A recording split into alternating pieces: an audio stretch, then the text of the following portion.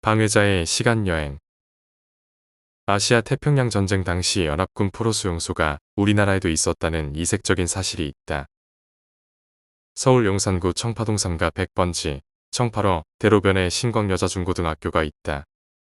이곳에는 아시아 태평양 전쟁 당시 말레이 전투에서 일본군에 의해 포획된 연합군 포로들을 수용한 포로 수용소가 있었다. 이곳은 원래 일제강점기 시절 일본의 기업 미쓰이 물산의 계열사로 누에고치에서 실을 뽑는 공장인 이와무라 제사소 공장 건물이 있던 곳이다. 이와무라 제사소는 1940년 1월에 원재료인 누에고치 조다리 시운 강원도 춘천으로 공장을 옮겨감에 따라 이 자리는 빈 건물만 남은 상태였다. 일본군은 이 공장 건물들을 개보수하여 경성연합군 포로수용소를 만든 것이다. 정식 명칭은 조선부로수용소이다. 여기서 부로는 포로의 일본말이다. 매일신보 1942년 2월 16일자 싱가포르 함락 기사를 보면 태평양 전쟁의 확전 초기 단계에서 승승장구하던 일본군이 말레이 반도를 거쳐 1942년 2월 15일에 싱가포르 지역을 장악하였고, 이때 무조건 항복에 따라 10만여 명에 달하는 영국과 호주 연합군 병력이 대거 포로가 된 것을 보도한다. 이것이 식민지 조선에도 포로 수용소가 설치되는 직접적인 계기로 작용한 것이다. 매일신보 1942년 2월 20일자 현지 보도에는 싱가포르 함락 직후 포로 수용소로 변한 싱가포르 창이 요새 이미 영국 본토군 1만 3천 명과 호주군 1만 5천 명이 이곳에 억류되어 있었던 것으로 나타난다. 보통 포로 수용소라고 하면 민간인들과 격리된 오지이거나 최소한 도시 외곽 지역에 설치하는 것이 보통이지만, 당시 일본의 입장에서는 경성의 용산이 최상의 입지 여건이었다.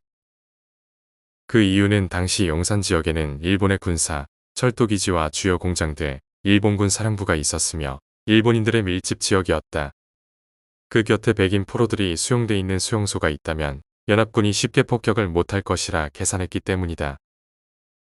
그리고 일본은 조선인 대부분이 구미, 서양 숭배관념을 갖고 있다고 생각하고 패배자로 포로가 된 서양인들을 직접 보면서 그런 생각을 불식시킨다는 동시에 일본이 우월하다는 모습을 보이려는 계산도 있었다. 조선부로 수용소는 1942년 9월 25일에 문을 열었다.